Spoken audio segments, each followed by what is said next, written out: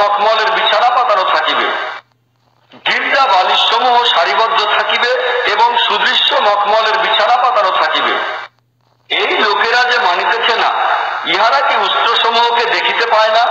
কেমন করিয়া উহাদের সৃষ্টি করা হইয়াছে? আকাশমণ্ডল দেখে না কিভাবে উহাকে সুউচ্চে স্থাপন করা হইয়াছে? পর্বতমালা দেখে না কিরূপে সেইগুলিকে শক্ত করিয়া দাঁড় করিয়া দেওয়া হইয়াছে? ভূপৃষ্ঠ দেখে না কিভাবে উহাকে বিছাইয়া দেওয়া হইয়াছে? পর্বতমালা দেখে না কিরূপে সেইগুলিকে শক্ত করিয়া দাঁড় করিয়া দেওয়া হইয়াছে? ভূপৃষ্ঠ দেখে না কিভাবে উহাকে বিছাইয়া দেওয়া হইয়াছে? সে যাহাই হোক, হে নবী, তুমি উপদেশ দিতে থাকো, কেননা তুমি তো একজন উপদেশদাতা মাত্র। তুমি ইহাদের উপর বল প্রয়োগকারী তো নও।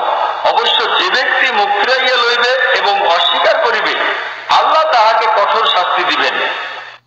তুমি ইহাদের উপর বল প্রয়োগকারী তো নও।